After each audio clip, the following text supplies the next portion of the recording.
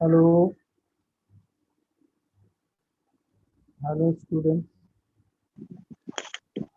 Yes, Hello, sir. Good morning. good morning. Actually, the students are not, number is very less. So I will start after 5 minutes. Let the students come into the Zoom. Okay, Okay. sir. Okay, sir. Uh, can you visualize the screen? Yes, sir. What is it written? Block diagram. Block diagram of HPLC. Also, okay. Okay. I'll start after 5 minutes. Okay, sir. Okay. Okay.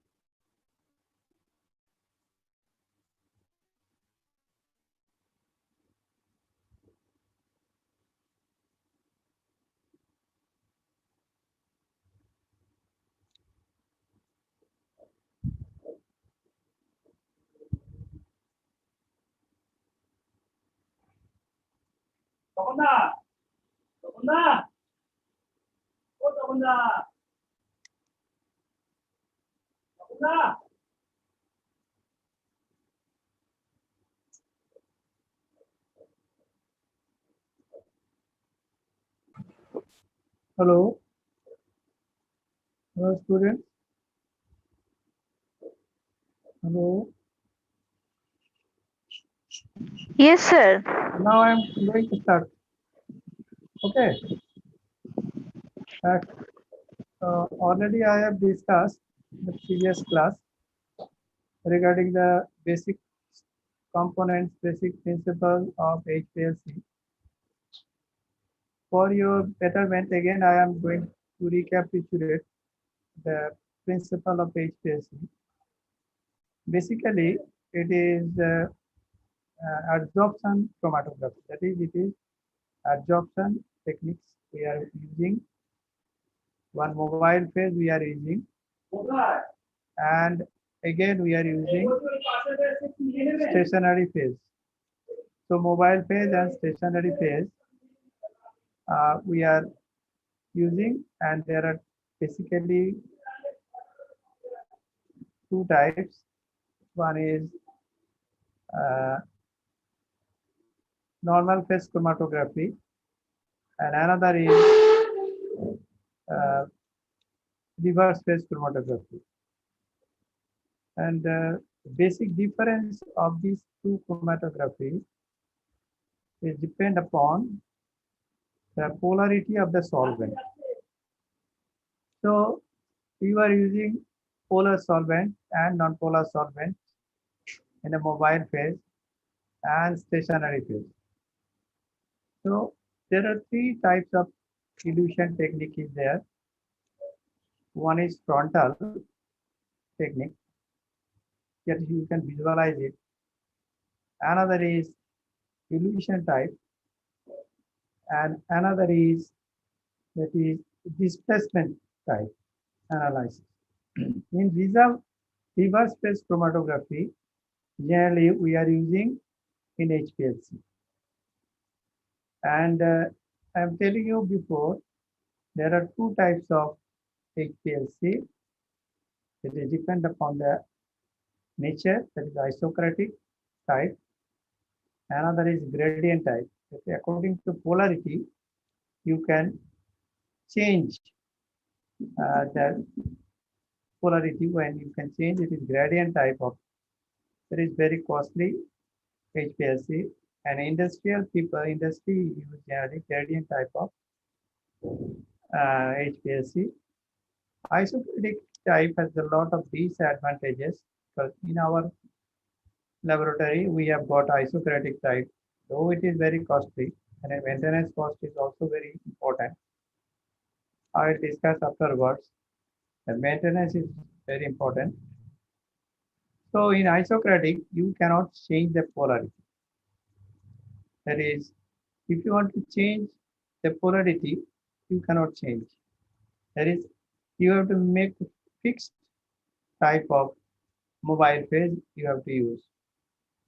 But in case of gradient type, you can change the polarity so that the illusion of HPLC will be very prominent and the chromatogram that you can get from your computer, it is very sharp, and we are generally seeing that is, we are in your HPLC, we are see the chromatogram, that is retention time, how much retention time is required, and it has to be calculated accordingly.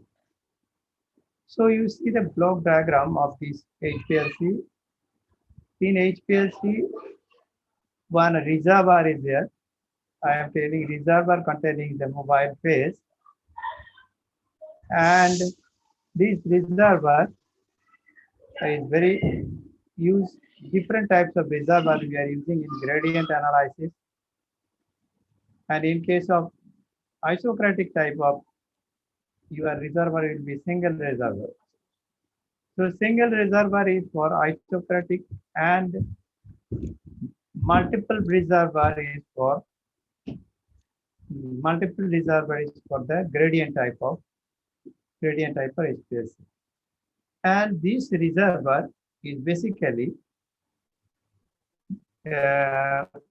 before using your mobile phase solvent, there is need of some prior treatment of this mobile phase. What is that?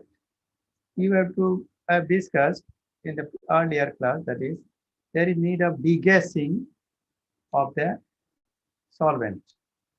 Why there is need of degassing? Degassing is needed as because this, if there be any air bubbles present inside the mobile phase, it will create some problem. That is, problem means it will block the column and some air particles will enter up into the column, and ultimately there will be some problems. And not only that, if air bubbles is there, then you can air bubble, if air bubble is there, you have to remove it.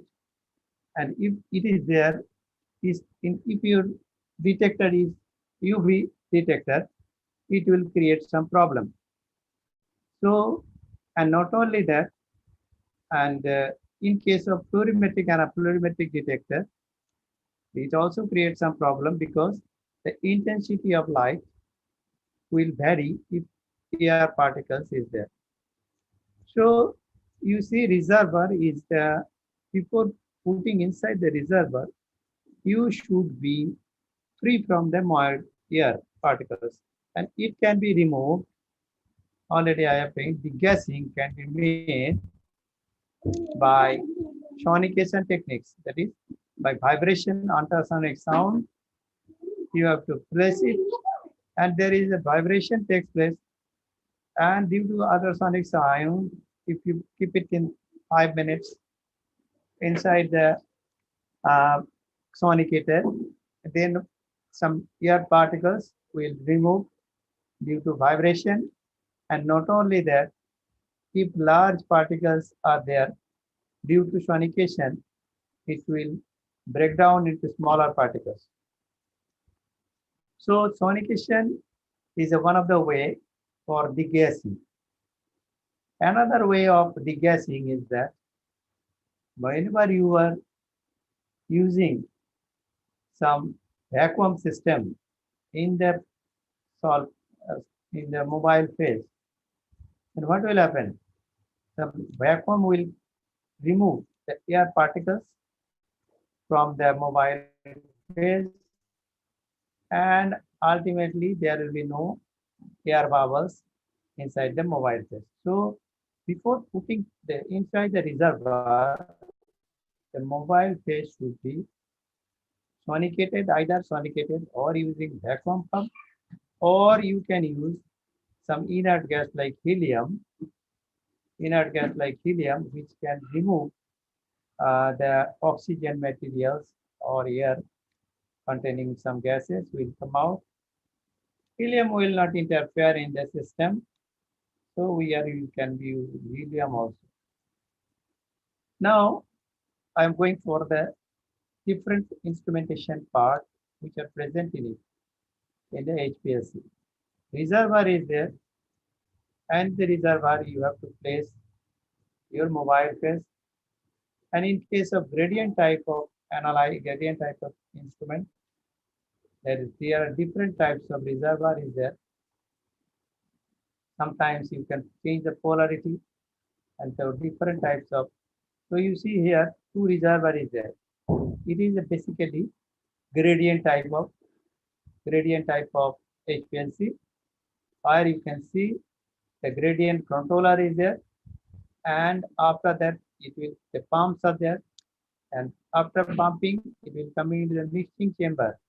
Mixing chamber, that is, we are mixing, there are two types of solvent, and then solvent is conducting to the injector, and the pre-column is generally used.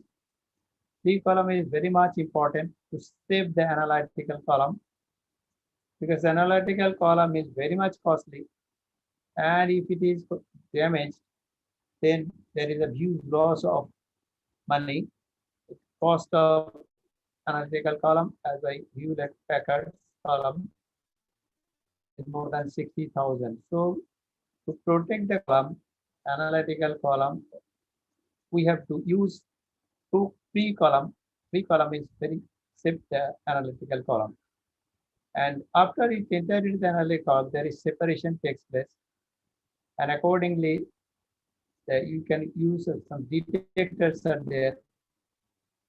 Nearly in pharmaceutical analysis, UV detector are used, because most of the drugs molecules is basically giving some response to UV radiation. And recorder means here you are using computers. Computer is attached with this detector, and this detector is basically a computer. So I am giving you the instrumental parts. What are the instrumental parts present in the HPLC? Let us see. That is, it is a reservoir I am telling. Next is degasser.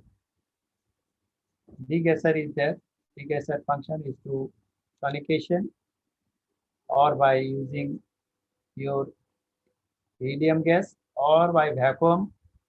You can use this. And pumps are there.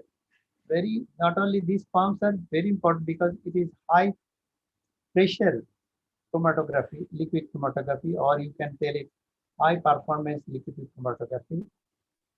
Pumps are very important at the point of view, because this pump can create a huge amount of pressure, up to 60,000 psi.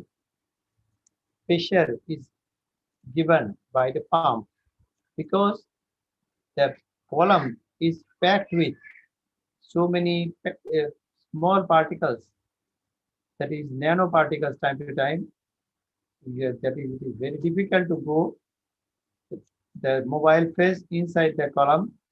So pump can create a pressure of 60,000 psi up to, and you can control it by according to the mobile phase and according to the column, what types of column you are using. So minimum pump you have to control up 100 to 60 bar, 100 to 60 bar. And it is also, before going for analysis, you have to set up your pump in that range, and it is already from computer. You can just set it up, how much pressure you have to how much pressure you have to create inside the pump. So pumps are basically two types of pumps is there. One pump is called reciprocating pump. That is reciprocating pump is there. Gaps are there. And another pneumatic pump. That is constant flow, pneumatic pump, constant flow. And pressure can be controlled by pneumatic pressure. And this type of pumps can be used. Generally, we are using reciprocating type of pump. Already we have studied in engineering the one type of pump that is reciprocating. I am going in detail and I will show you the picture of this pump afterwards. So pumps are there. It is a reciprocating and pneumatic pump, which function is to pass the mobile phase through the column and after to the column. So you are using this column pumps for creating pressure. But one thing you have to note down, inside the pump,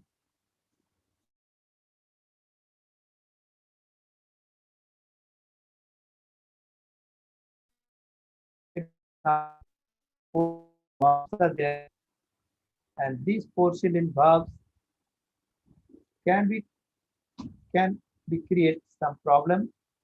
So time to time there is need of washing of this porcelain frit so that there is no chance of leakage from the pump, because if there be any blockage of the pump, then pump will create up to 60,000 psi, I am telling you before, which can damage the pump. So before doing this, you have to you have to use this pump very carefully. And inside the pump there are two outlets there. One, it is going to the from reservoir to the outlet portion, so there is need of for washing. If you move, if you one knob is there, pump can be moved. Knob. If you move it in the clockwise, it will go inside the column, and when you put it in the anti-clockwise, it will go to the reservoir. That is reservoir, from reservoir to outlet. So for washing, very much important after experiment, because there is chance of blockage of the pump. Pneumatic pumps also create some problem because there is a constant flow of the mobile phase inside the column, and also there is some outlet is also there, so it will go to the outlet. So washing of the pump is very important. And these pumps is, I am telling, one type, two types of pumps generally we are using. In industry, we are using very pneumatic type of pump, that is you can monitor it, you can control it. But pump that you are reciprocating type of pump, you have to use the knobs. Knobs are used, and their knob can be clockwise and anti-clockwise. When you put it in the clockwise, the pump from reservoir, it will go directly to the injector, and from injector to column. But in case of washing, it will be the anti-clockwise direction. So next, after pump, the injectors are there. Injectors are very important because you have to inject your sample inside the one through your needle, which is operate manually. So injector can be operated in normal type, that is manually, and you can, in industry, it is not operate manually. It is called auto sampler. So in industry, there is auto sampler is there, inject automatically. You need not to use manually. But in our lab, we have injectors are there where needle is used, and needle with the needle you have to inject it inside the loop of the column. The column is there. I'll go in detail after that injector. So in the picture. Injectors are two types I am telling. One is manually operated, and it is you have to inject your sample after dissolving in your solvent, and before injection of the solution or sample, you have to go for treatment because no large particles should be there. Same time, we are to pass through the column, that is membrane filter we are using, and the membrane filter that we are using, it's the flow size. ঠিক আছে খালি সইটা করে দিচ্ছি And another before injection, we have to again filter it by 0.25 micron কয়দিন filter paper, which is সিগনেচারটা করে দিন inside the syringe in the middle of in the front of the syringe. This type of filter is there, and after filtration, the particle size will be less than 0.25 micron, and it will be injected inside the loop of the injector. And the injector, I am telling you two types of injector. I am telling you manually operated and auto sampler. In industry, you need not to go for this manual process. Auto sampler are there. How much amount you have to inject, you have to regulate by auto sampler. That is how. If here you have to inject 5 microliter of sample injected into the injector, into the loop. The loop is there, and if you see the pump, the pump when it is pump is in the clockwise direction. The loop is that is in the two type condition. It will go to the column first, and another it will go to the loop. So the loop volume of injector is 20 to 30 microliter it can hold inside the loop. And if you inject more, then it will automatically comes out.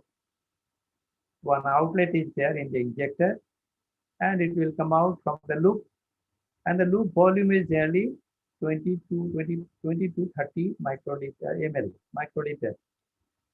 And after that, from injector, it will go inside the column. Column is the main part of the heart of the HPLC, because the column is used for the separation.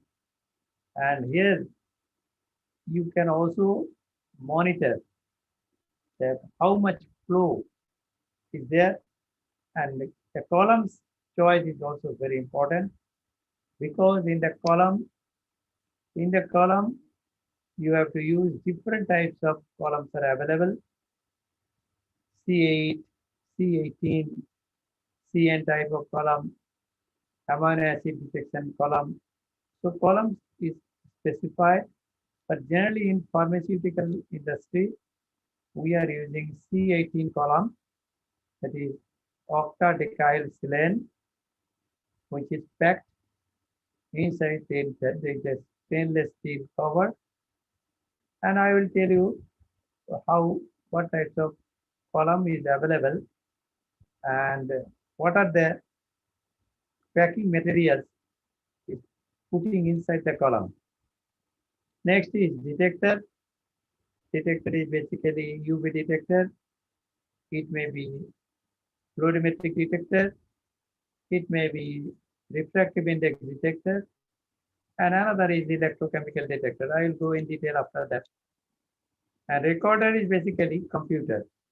Now you have to, computer is there attached with your monitor computer can monitor all this process, which can you have to operate it through computer, how much flow, how much injection, and what will be the chromatogram, how chromatogram will come, and you have to adjust it by your protocol that is given in the standard operating procedure of the instrument. Every instrument has standard operating procedure, which is given in the form of entity. It should be mandatory in the industry. That is how to operate this HPLC computer is there. First, how you have to start your computer. After that, you have to first you start your detector. Your system. Then you have to start computer. I will go in detail of how to do it afterwards. Now, what are the apparatus materials that are used? Apparatus materials, that column I am telling you before, column is made up of stainless steel.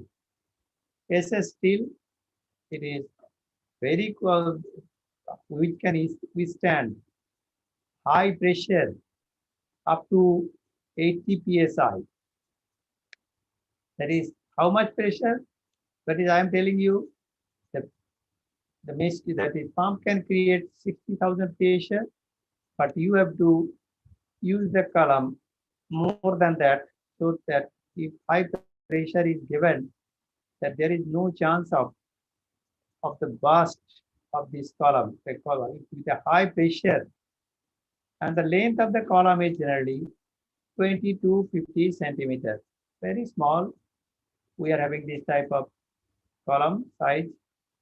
It varies from different companies to companies. We have Hewlett Packard column, and we have the Shimazu is also doing this type of column. And this diameter of this 1.4 micron. Time we are using, instead of porous stainless steel, we can also use Teflon is also used to get uniform flow plug from homogeneous. So to make the uniform flow, we are using. So if I ask you what types of column materials are used, you can tell that it is made up of stainless steel, which can withstand high pressure up to 80,000 psi and 20 to 50,000 centimeter long, and it is made up of Teflons also, so that the wall becomes very smooth and where you can get homogeneous flow. The packing materials that is we are using, it is basically should be rigid, very strong. Otherwise, if with a high pressure, it can create some problem. What are the problems? That is, if you use high pressure, then there is microporous particles are generally used, and pellicular coated glass beads are also used, and with the chemically bond type of inert support, that is, it should be inert. So what basic characteristics of the column materials? It should be inert.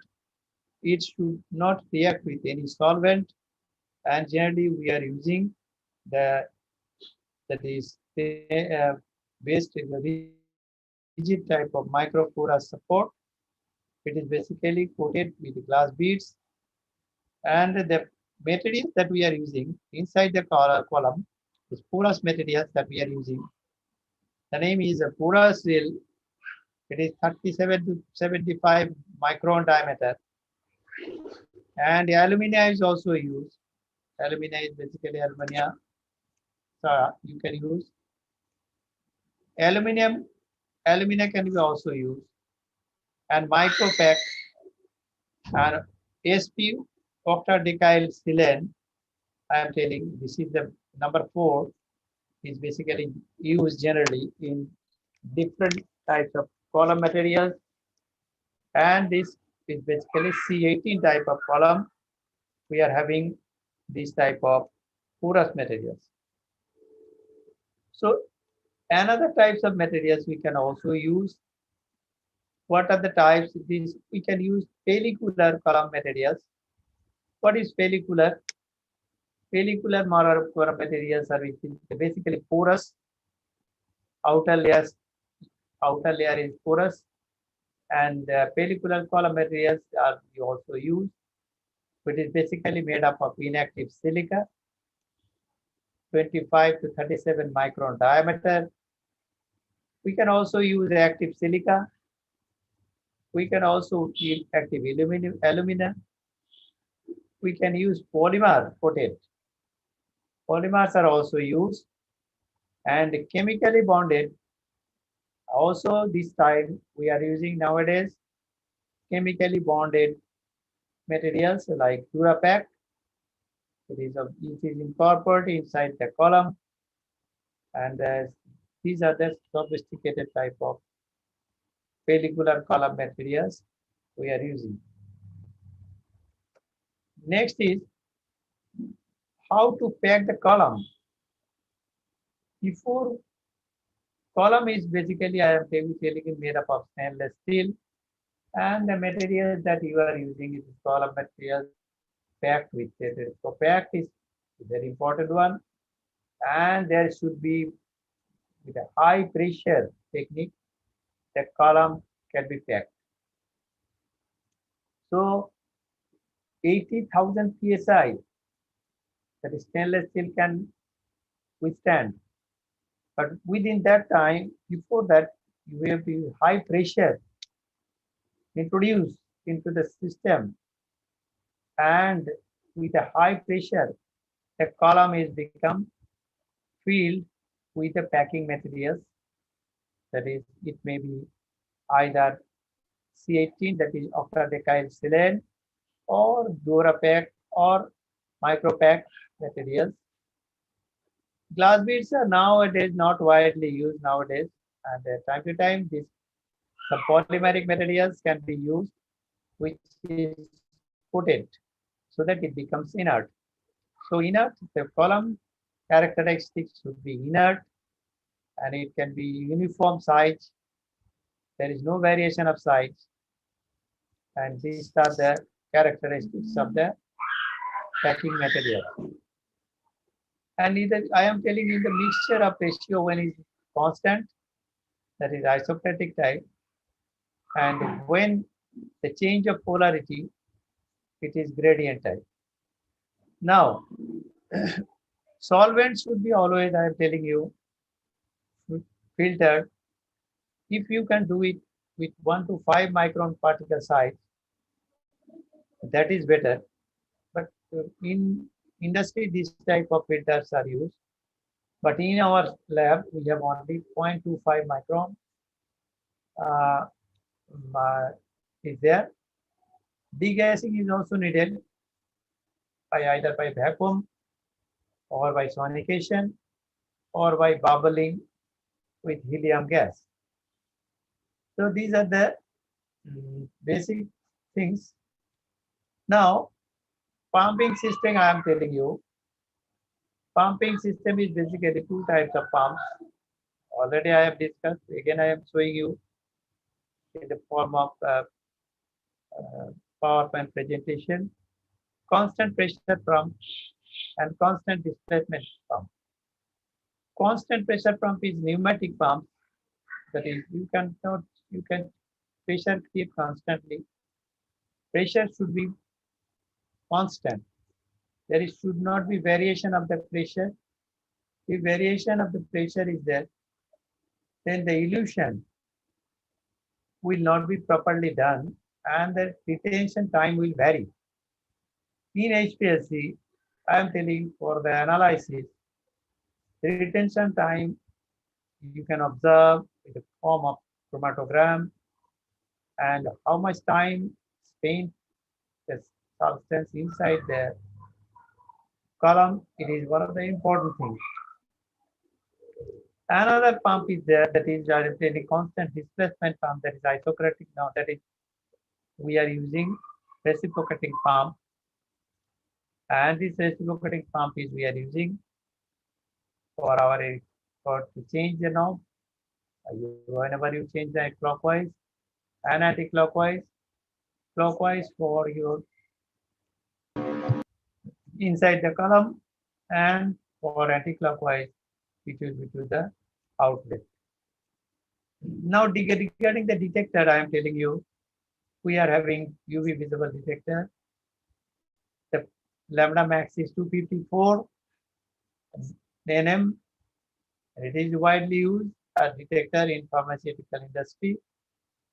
I'm telling that this is needed because most of the pharmaceutical product or drugs have some absorbance in the UV or visible region. For that reason, we are using UV visible spectrophotometer, 254 nanometer diameter is the lambda max. Fluorimetrics monitor is also there for the substances which give fluorescence. Some of the common example, if you go for analysis, then riboflavin is also very giving some fluorescence. That time you can use fluorimetric monitor for detection. And in case of thiamine, you also do it with this fluorimetric. And time to time, refracting index monitor is there, RI. Refractive index is what is that? It is sin I by sin R. That is incident light, and the out that is it is outlet, that is like sin I by sin R. We have to measure it, and this refractive index can be measured. And electrochemical detectors are also nowadays used, so that it can be very helpful for the detection of your compound. Now, I am going for the column. The efficiency of the column is very important. The column efficiency is basically depend upon the concentration of the solute in the stationary phase and the concentration of the solute in the mobile phase. That is K. What is K? K is basically it is a ratio of solute in stationary phase divided by concentration of the solute in mobile phase.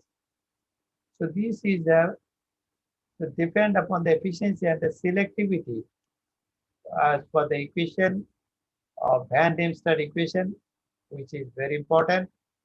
That is HETP. What is HETP? Stands for height equivalent theoretical plate. That is height equivalent theoretical plate. Depend upon the number of plates inside the column.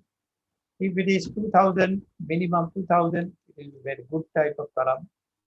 And I will go, what is A? A stands for the AD diffusion. What is AD diffusion? AD diffusion, when you are passing your solvent mobile phase inside the column, then some AD or turbulent type of flow will be there.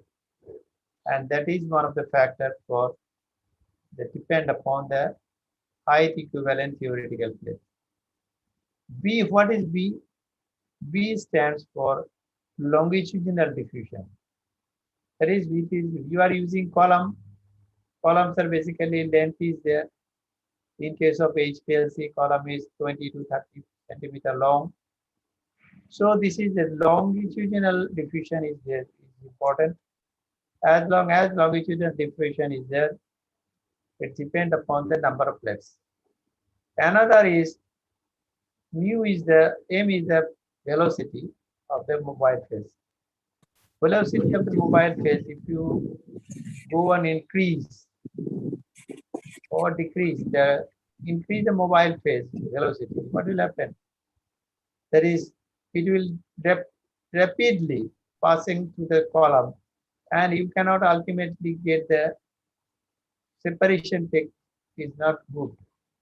So velocity of the column, velocity of the mobile page is also inversely proportional. And C stands for non-equivalent mass transfer. What is non-equivalent mass transfer? That is whenever transferring of the from the mobile phase and then stationary phase. I am telling you the concentration of the mobile solute in the stationary phase and the concentration in the mobile phase is one of the important things for this type of analysis. So the non-equivalent transfer factor is very important for the column efficiency and the selectivity. So what types of column you have to select that will depend upon these type of characters. First is number one, it causes eddy diffusion should be there. Longitudinal diffusion should be there. And also non-equivalent mass transfer is very much important for this purpose. Now I am going for the different, I am giving you different types of chromatogram. Now in the Van Diemen's equation, I am telling you before, that is non-equivalent mass transfer is CMC mu.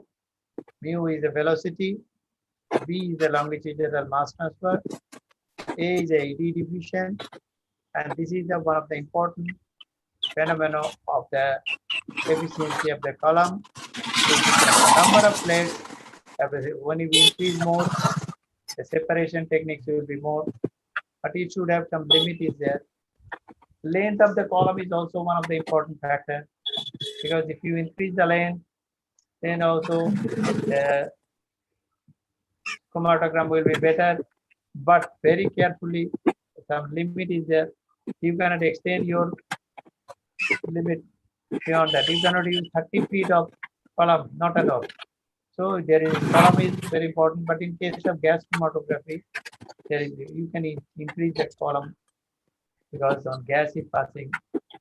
Generally, what type of gas passing in DC already some other teachers can discuss about the gas chromatography. And we are passing nitrogen as matters. Now we are having this type of.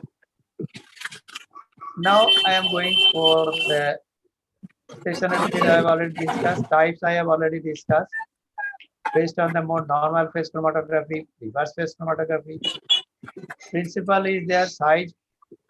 According to principle, it is absorption chromatography, ion exchange chromatography, partition chromatography. And based on the elution technique, isocratic already I have discussed. Gradient already I have given you some idea. Based on the scale of operation, generally in industry we are using analytical type of HPLC, and this is very important because for the analysis, pre-operative HPLC is not necessary here. And another is you can do it HPLC by type of analysis, quantitative analysis as well as qualitative analysis. You can do it. And you have used these type of columns used. Already I have given you C2 type of column is SLN, C18 is octyl, C8 is octyl, C18 is octadecyl, and cyanotype of column is also used. So in our lab, we have this type model of HPLC, and if it is possible for you, I will show you and I will give you some idea how to operate. In our lab, we have an HPLC model Infinity 1260 manufactured by Azilian company, one of the good companies, American company. We have imported from America by our director sir, friend, and the cost is very less at the time. At the time, it was 15 lakhs or like that. And we have reservoir, single reservoir is there. We have only pump is there, reciprocating pump is there. We have rheodine type of injector that is manually operated. We have HPLC column of C18 column, and we have also detector of UV detector and computer. This present in our lab, and we are having analysis of paracetamol tablet and fluconazole. So many. You can choose the solvent as well as already it is specified in the IP or BP what types of solvent you have to choose for HPLC analysis. Generally, in case of the acidic solution should not be injected in the column. pH is or minimum less than 8. The minimum 8 to 7 to 8 we are maintaining, and we can use also buffer time to time to maintain the pH. And so the solvents that you are using, it may be different types of solvent. For reverse chromatography, you are using polar solvent, mixture of polar solvent. It may be a ethanol, it may be acetonitrile, it may be acetic acid. But in case of non-polar solvent, generally in non-polar solvent is not used because in normal chromatography it is used.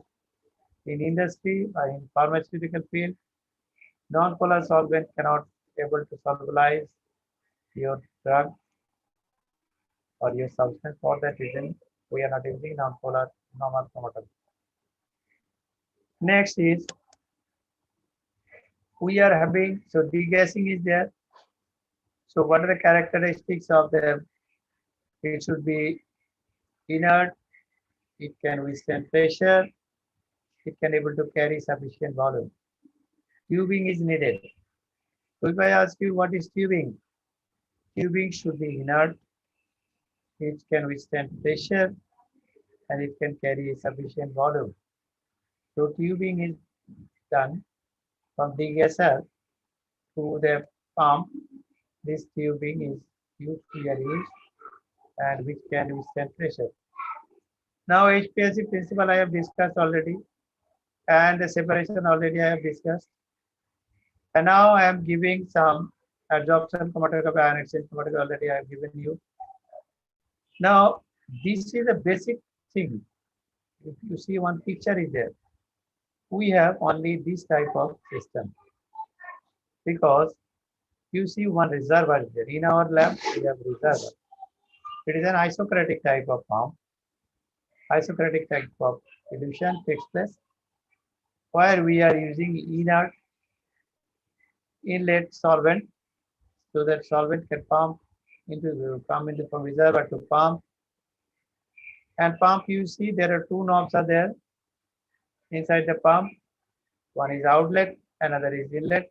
You go on anti-clockwise, it will go to the solvent filter, and then it will go to the sample injector valve, and sample injector valve, it is free column, and guard column is also there. For extra safety, we are using free column, and also we are using guard column for the special type of protection from your analytical column. And analytical column is can be safeguarded by using two types of column. One is free column for filtration, another is for guard column to save your analytical column. Now detector is there, we have UV detector, and from UV detector back pressure is there, it will go in the west and it will go to the PC. From detector, it will go to the waste product is going in the western side.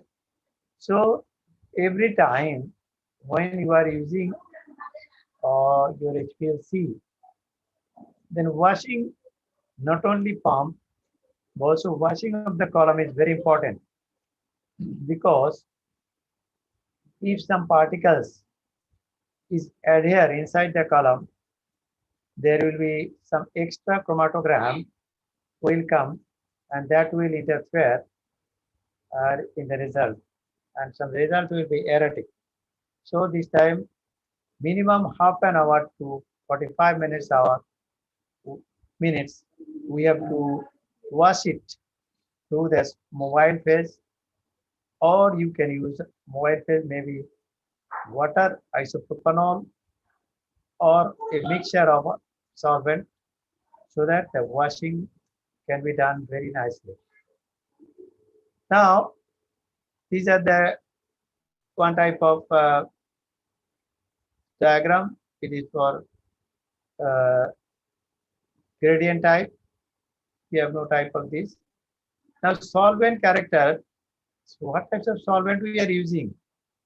In normal phase chromatography, we are using the solvent. It is basically, I am telling you that it is non-polar. Hexane. We are using hexane, and we are using heptane.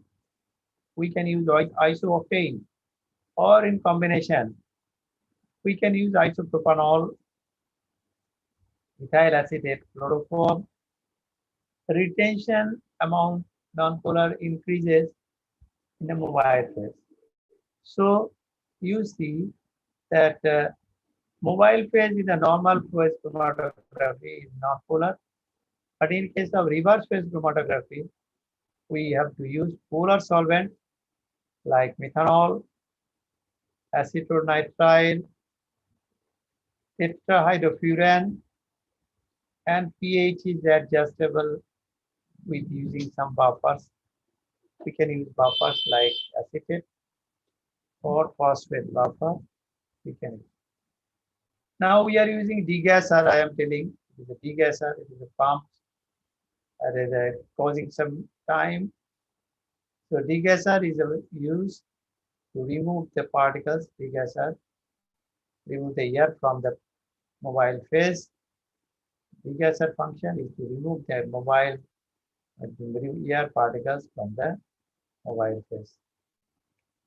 And one solvent delivery system I am using to maintain the flow.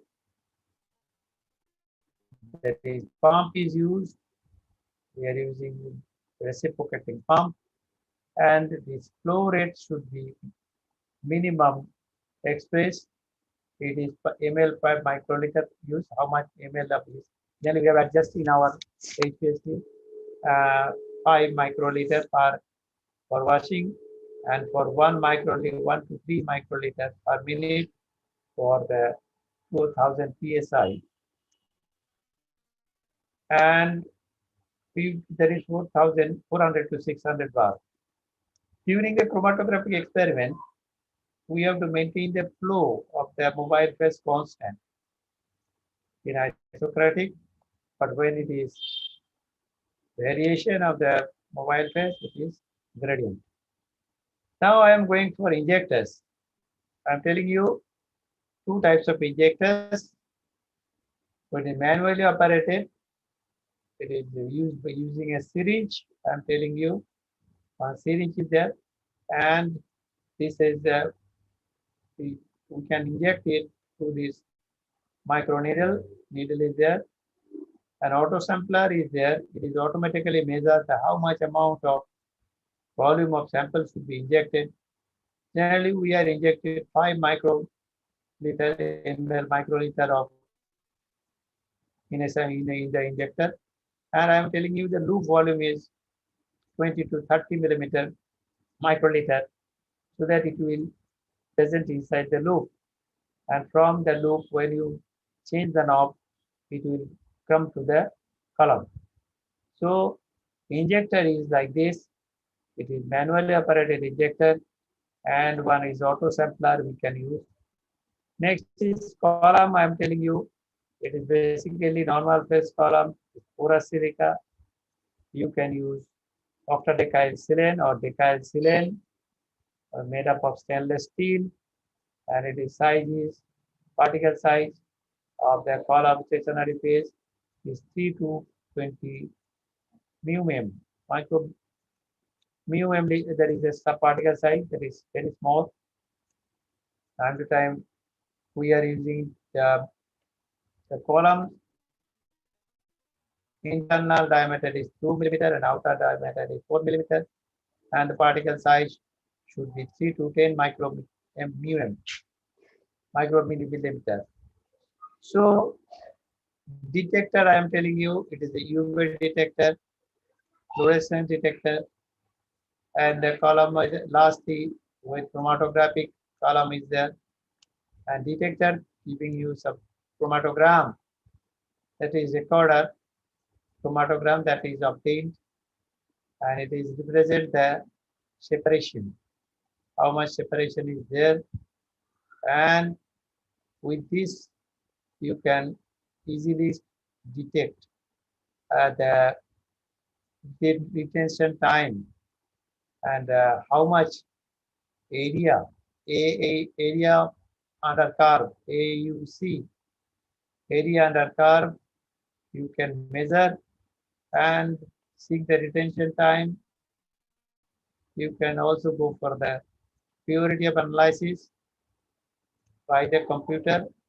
Automatically you have to, it will come, but before doing that, if you go for analysis, a very standard solution is needed, standard substance is needed. For example, if you go an analysis of paracetamol tablet or paracetamol API, then one standard paracetamol is needed, which is obtained from the Central Drug Laboratory, Calcutta, who will provide you 100% pure paracetamol, and it is called standard solution.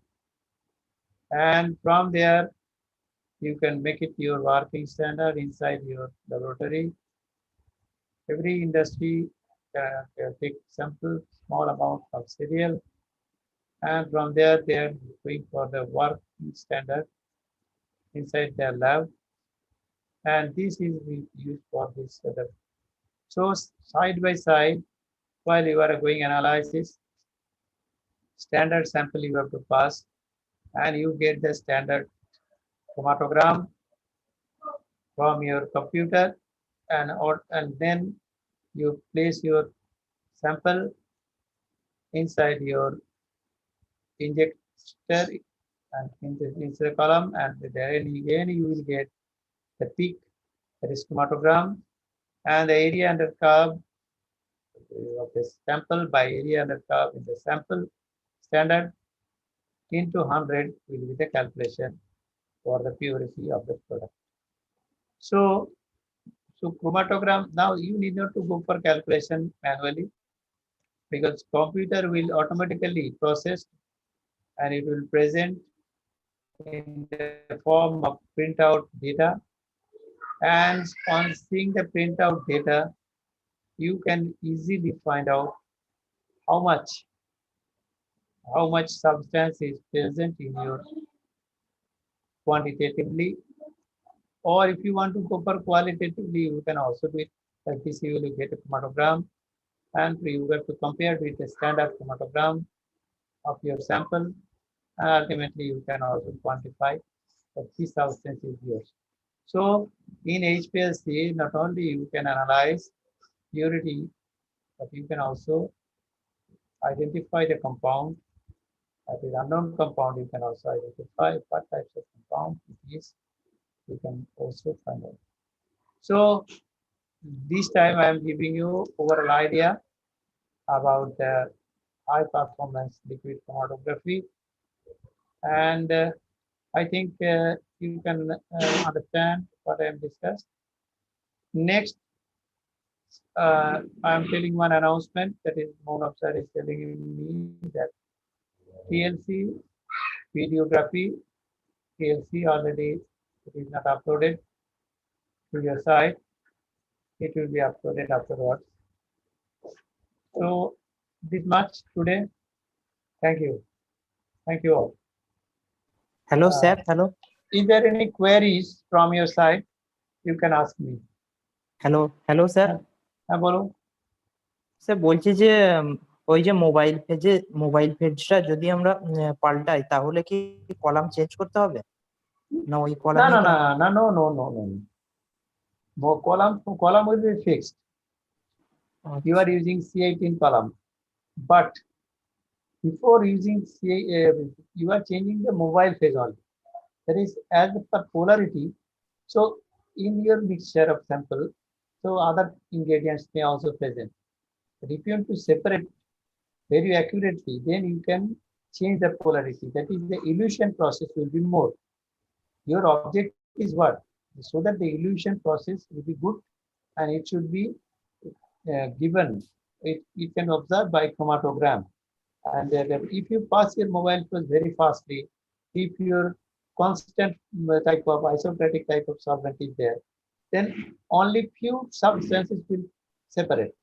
But if you want to separate mixture of substances there, for mixture of substances, then the elution must be gradient one. So that any types of sometimes some of the substances which are not soluble, in your or this type of same type of polarity. So if you change the polarity, then some of the substance will solubilize and then the chromatogram will come out. Now clear? Okay, okay, sir. So thank you for Mm. your. I am completing. I am stopping this and this chapter. Okay. Okay, sir.